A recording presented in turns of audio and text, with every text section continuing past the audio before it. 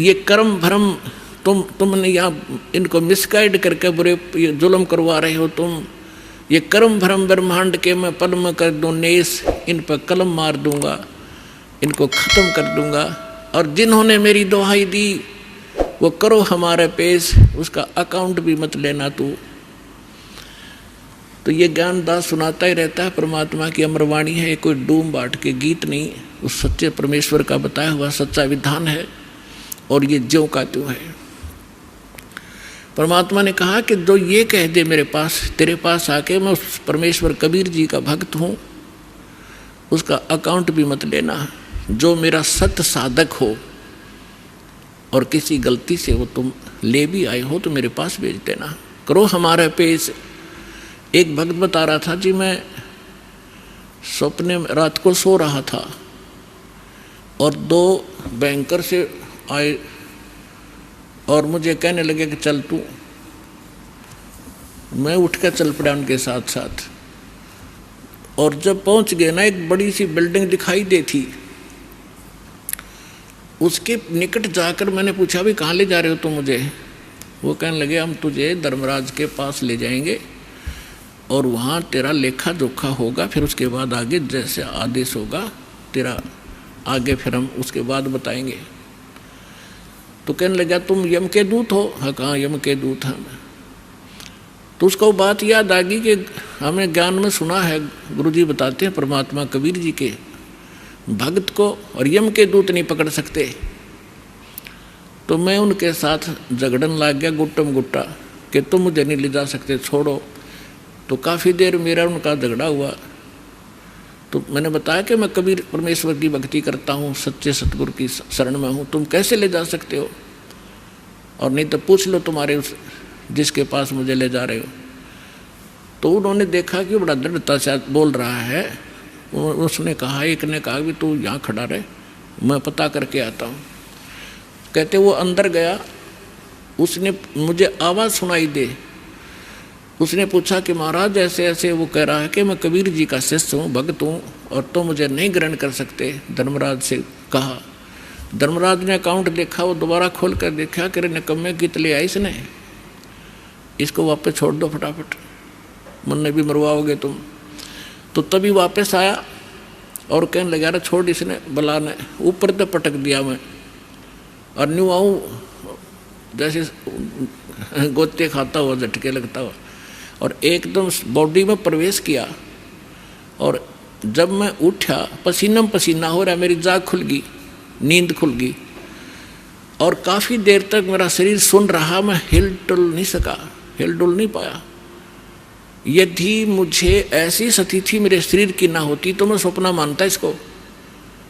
तो उस दिन के बाद कह रहा कि और गणा दृढ़ विश्वास हो गया परमात्मा पे। तो यहाँ गरीबदास जी उसी परमात्मा की समर्थता बता रहे हैं कि जब फरमान धनी का आवे को राखे घर जाने नु, कौन बचाओ वहाँ जाने से, और जा सतगुरु का शरणा लीजे मेटे जमतल बाणे नु, मैं तो दे दी बालम याने नु, मैं तो दे दिए बालम याने नु। उत्तर दक्षिण पूरब पश्चिम तो फिरता दाने दाने नु।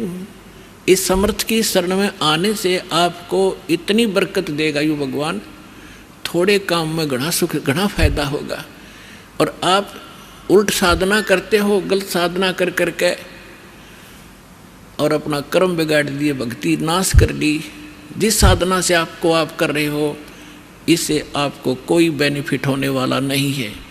यहाँ क्या बताते हैं, उत्तर दक्षिण पूरब पश्चिम फिरदा दाने दाने नु, सर्व कला सतगुरु साहेब की हरि आए हरि आने नु। तुम तो कहते हो कि भगवान हमने मिलता नहीं, और भगवान हरियाणे में आए और मुझे मिले, सतलोक लेकर गए, फिर वहाँ पे छोड़ा। और पुण्यात्माओं आगे फिर गरीबदास जी क्या बताते हैं,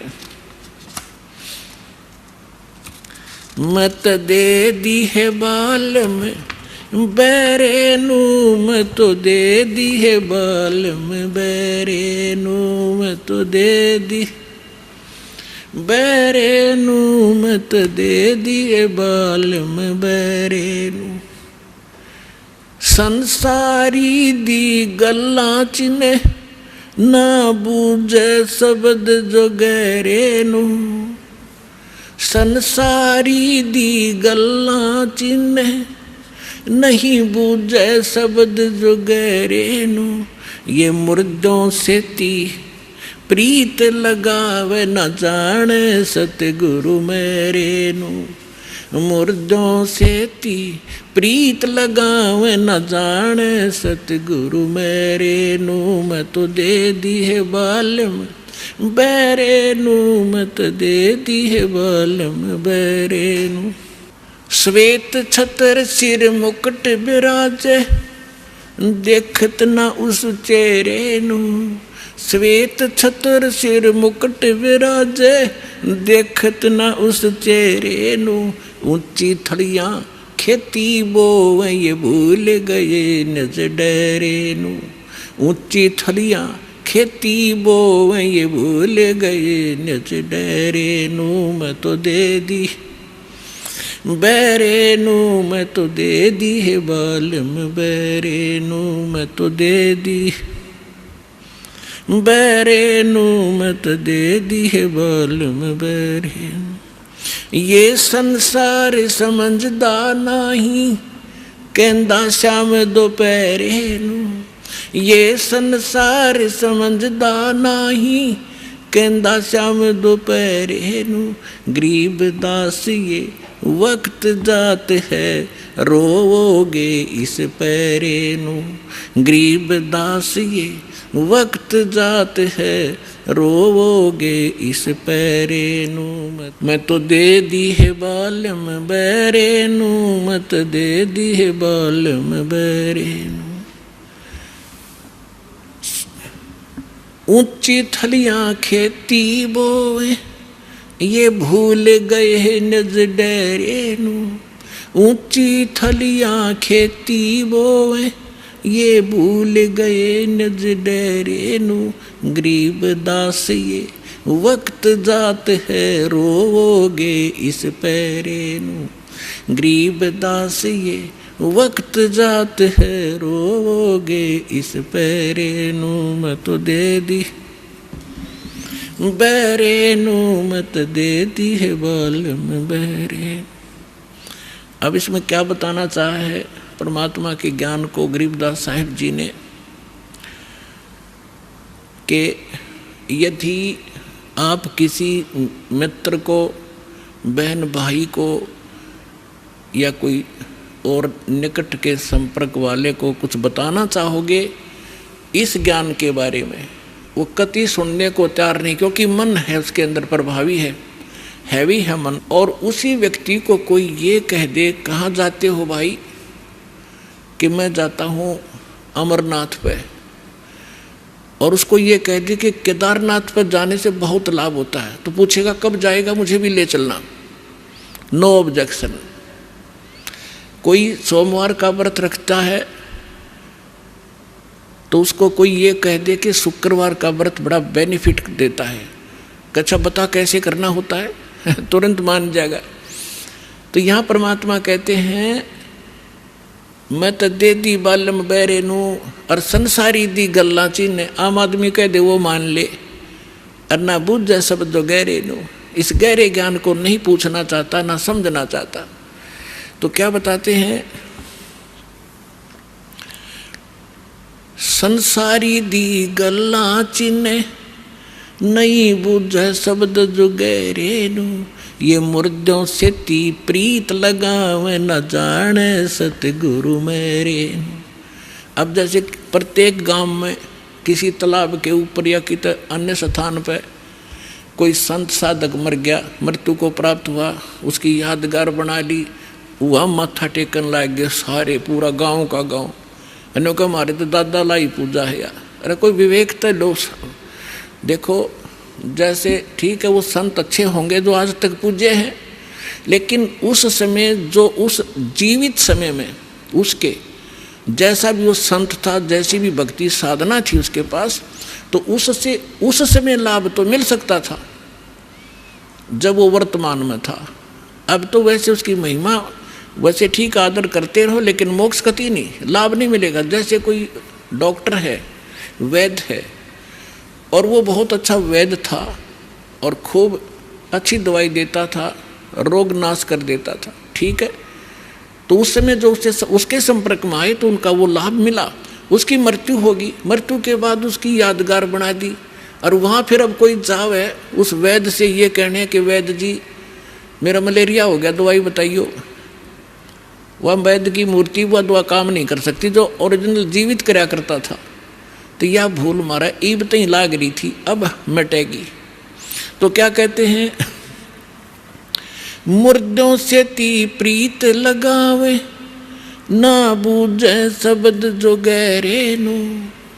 मुर्दों से ती प्रीत लगावे, ना जाने सतगुरु मेरे नु। मैं तो दे दी है बालम बैरे नु, मैं तो दे दी है बालम बैरे नु। फिर क्या बताते हैं, श्वेत छतर सिर मुकुट विराजे। निराकार निराकार का ढोल पीट रखा था। कहते उस सफेद अरस कुर्स पर सफेद गुम्मट है, जहाँ सतगुरु, जहाँ परमात्मा का डेरा, वहाँ एक बहुत बड़ा सुंदर महल है परमात्मा का, उस बहुत सुंदर गुम्बद टाइप है, उसके अंदर परमात्मा विराजमान है। सिंहासन के ऊपर सिर पे मुकुट है और ऊपर श्वेत छत्र परमात्मा के तना हुआ है। श्वेत छत्र सिर मुकुट विराजे, देखत ना उस चेहरे नु। श्वेत छतर सिर मुकुट विराजे, देखत ना उस चेहरे नु। ऊंची थलियां खेती बोवे, ये भूल गए निज डेरे नु। ऊंची थलियां खेती बोवे, ये भूल गए निज डेरे नु। अब क्या बताना चाहते हैं कि परमात्मा साकार है, मनुष्य सदृश्य है, सभी सदग्रंथों से दास ने प्रमाणित कर दिया आपके समक्ष। और जिन महापुरुषों ने भगवान मिले, सचखंड लेकर गए अपने निज स्थान पर, फिर उनको वापस छोड़ा, उन्होंने अपनी अमृतवाणी में एफिडेविट दे रखा है कौन है भगवान, कहाँ रहता है, कैसी सूरत है और क्या नाम है उसका। तो इन सभी प्रमाणों से आपको सिद्ध हो जाएगा कि कौन है भगवान और कैसी लीला करता है वो मालिक।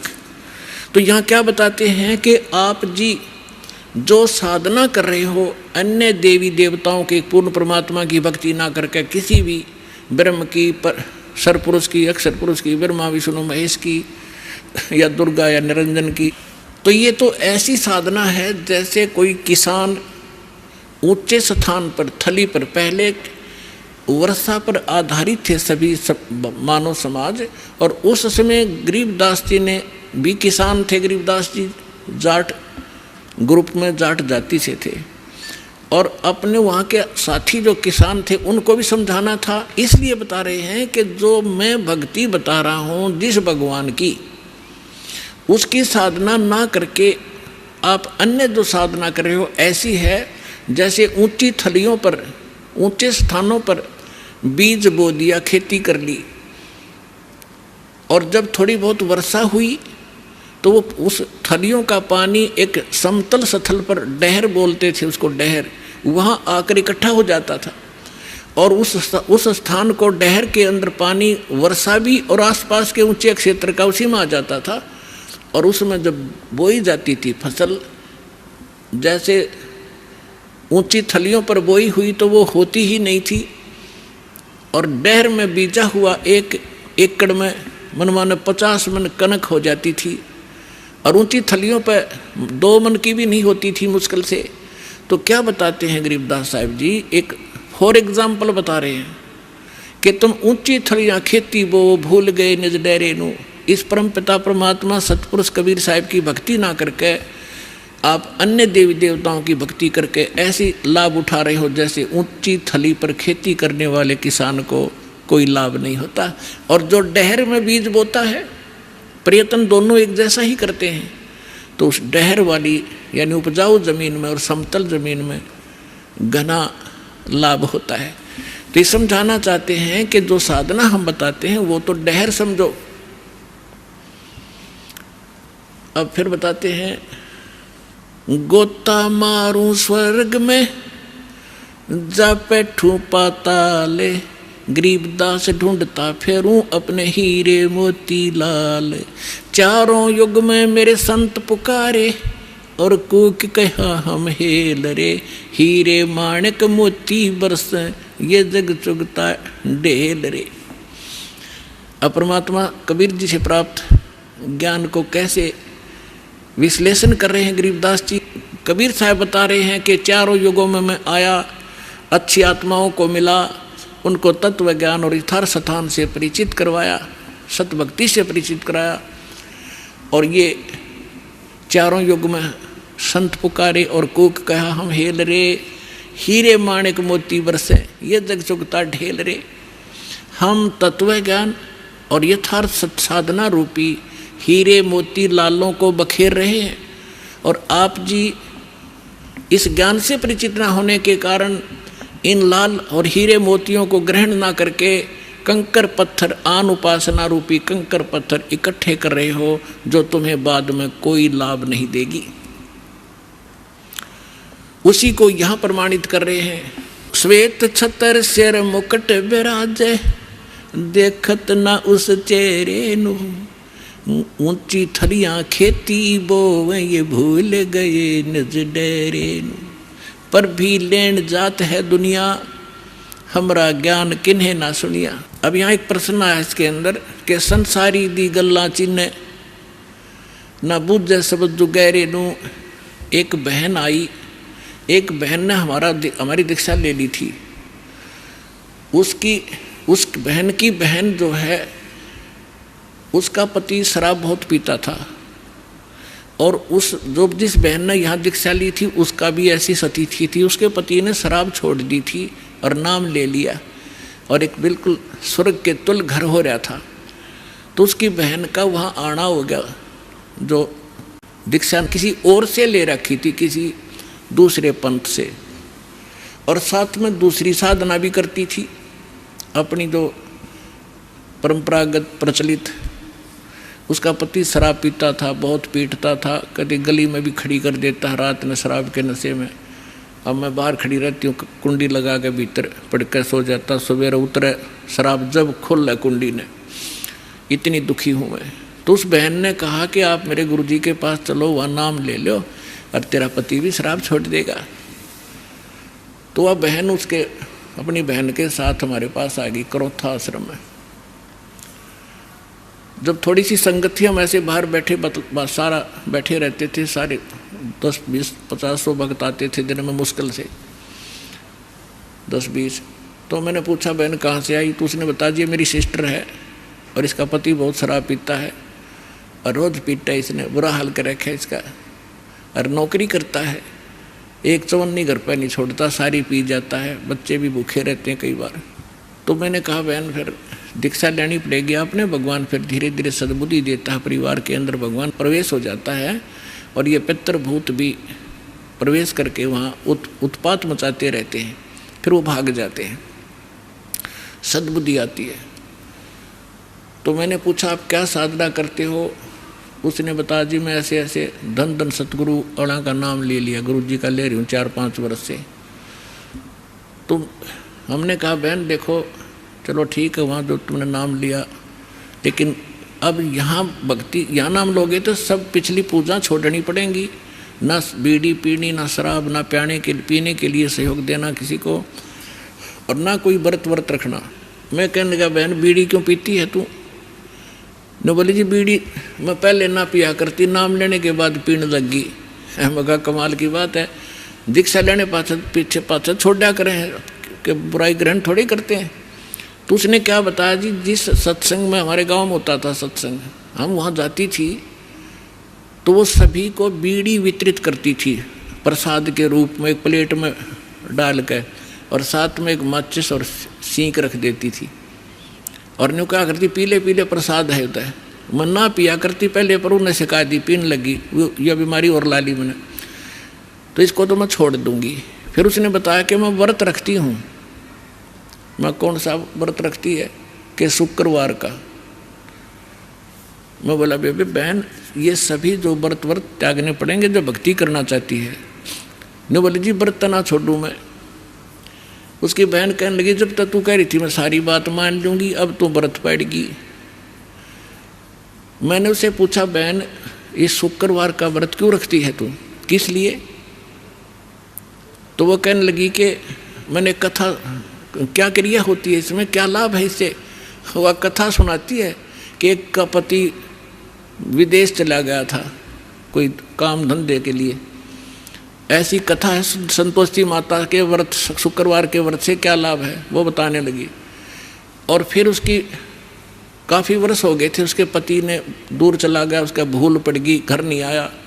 संतोषी माता एक बहन को दिखाई दी उसको, जिसका पति बाहर गया हुआ था दूर देश में, और उसने बताया कि तू मेरे 16 शुक्रवार के व्रत रख ले, तेरा पति घर आ जाएगा। तो उसने 16 शुक्रवार के व्रत रखे और 16वां शुक्रवार का जो व्रत था उसका पति घर आ गया, इसलिए उसकी पूजा करती हूँ। और मैं 13 रोज आवर रोज गड़े तो गड्ढे की शुक्रवार के व्रत ने अकल की चोर।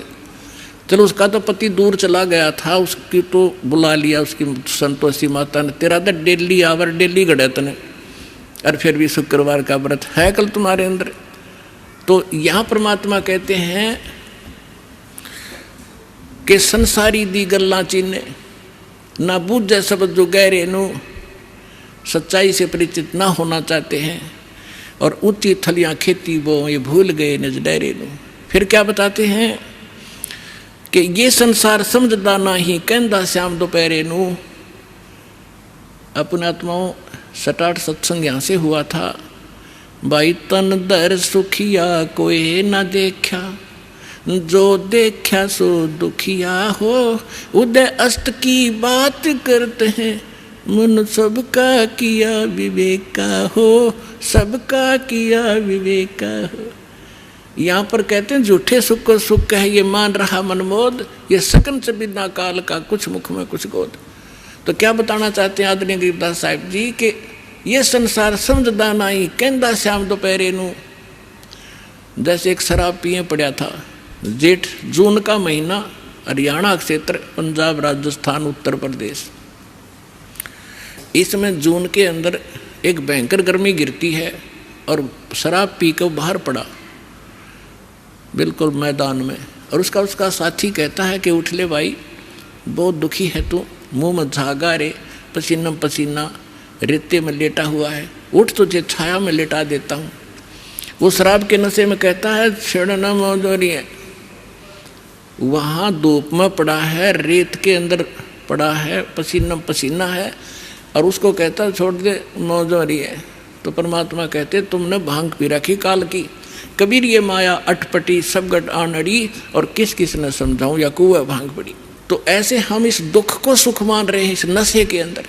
फिर क्या बताते हैं, जैसे एक रिश्तेदार दूसरे रिश्तेदार को यानी मित्र या रिश्ते रिलेटिव को कोर्ट में मिला कचहरियों में, और वहाँ मिलते ही हाथ मिलाते हैं और कहते और क्या हाल है, अकमौज हो रही है। कोर्ट में मौज का क्या काम, वहाँ तो घी बंधी रहती है। कोर्ट में भी मौज है, वहाँ गए हैं व्यक्ति को 2 मिनट में चिंता रहती है, वकील नहीं आया, गवाह नहीं आया, फलाना नहीं आया, और फिर और क्या हाल है, ठीक ठाक मौज है। कोर्ट में जाने वाले व्यक्ति को भी मौज है। फिर हॉस्पिटल में गया, किसी का कोई बच्चा बीमार था, मित्र आए वहाँ मिलने के लिए। अब उससे पूछते हैं और ठीक है, अपना लड़का तो बीमार है बाकी मौज हो रही है, लड़का मरने को हो रहा है बाकी ठीक ठाक है। तो परमात्मा कहते हैं ये संसार समझदा नहीं कहंदा श्याम दोपहरे नो। जैसे जेठ का महीना और दोपहर के समय को, और कोई ये कहे कि ठंड सी लग रही है, तो उसने शाम देखी नहीं है। तो शाम के समय जो शीतलता होती है, तो दोपहर के समय वो धूप में जला हुआ भी ये कह रहा है कि कहंदा श्याम दोपहरे नु, यानी इस दुख को तुम सुख मान रहे हो, झूठे सुख को सुख कहे ये मान रहा मन मोदे, ये सकल चबीना काल का कुछ मुख में कुछ गोदे।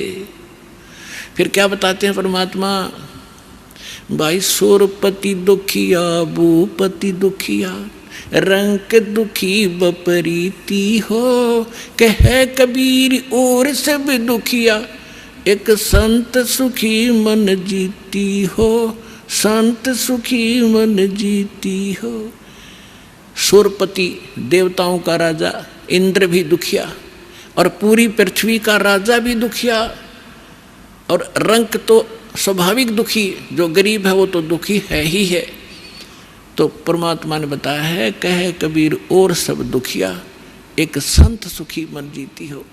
यानी परमात्मा की शरण में जो प्राणी आ जाएगा, पूरे सतगुरु की शरण में आने से, उस सच्चे परमात्मा की भक्ति करने से उसको एक तो ज्ञान ऐसा प्राप्त हो जाता है कि वो संसारिक इन आडंबरों से दूर हो जाता है।